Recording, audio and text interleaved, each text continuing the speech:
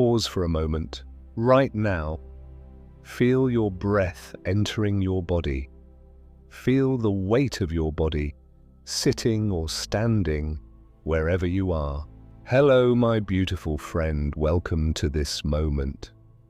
Not yesterday's regrets, not tomorrow's worries, just this moment.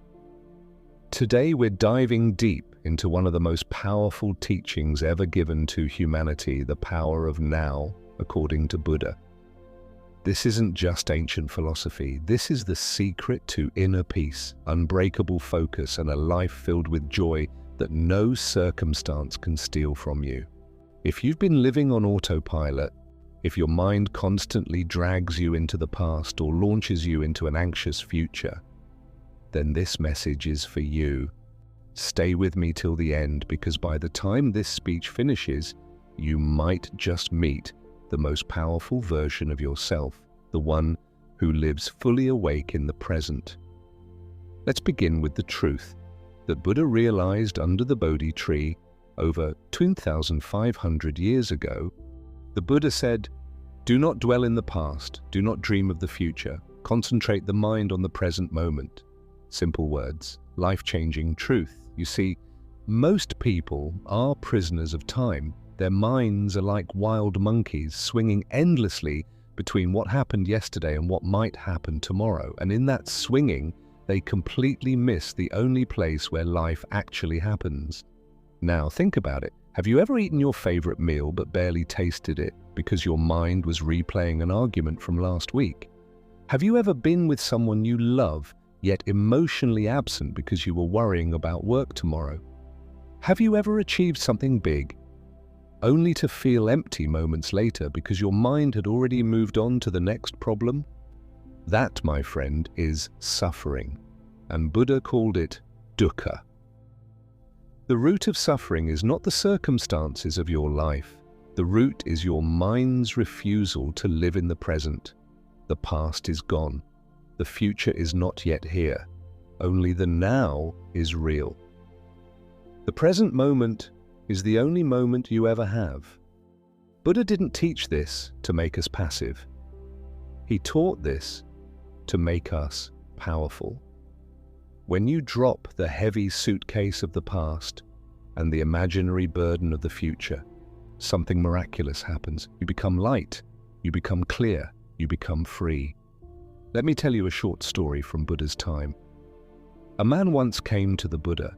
Overwhelmed with anxiety, he said, "Master, I have so many problems. My past haunts me. My future terrifies me. What should I do?" The Buddha smiled calmly and asked, "Right now, in this moment, do you have a problem?" The man paused. "No." "Then," Buddha replied, "you are already free."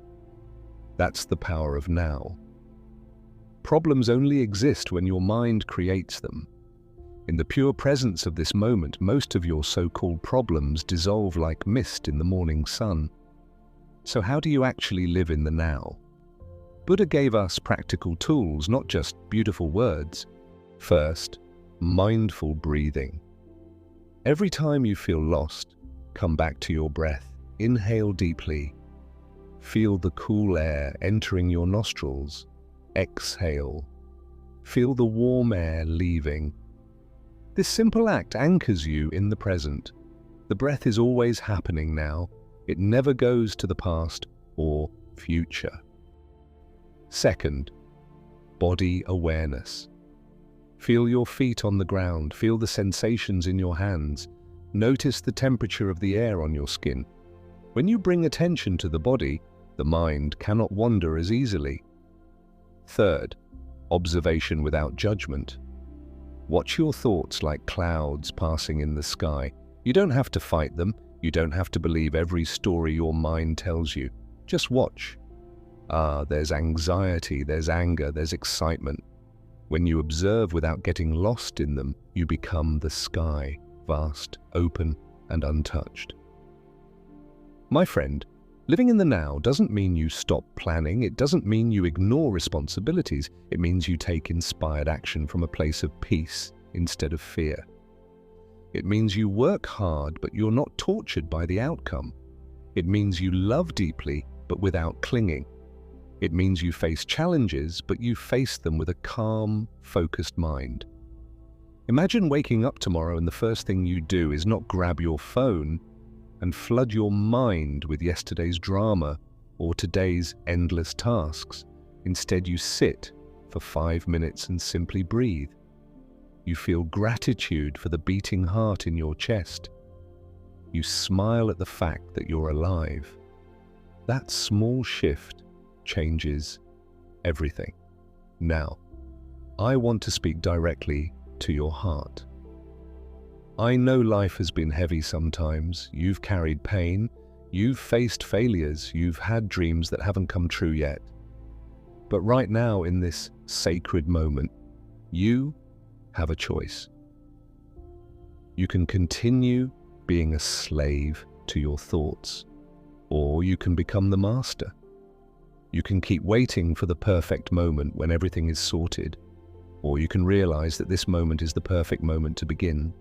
The power of now is not about ignoring pain, it's about meeting your pain fully, without the extra suffering your mind adds to it. When you meet pain with presence, it softens, it teaches you, and eventually it passes because everything is impermanent.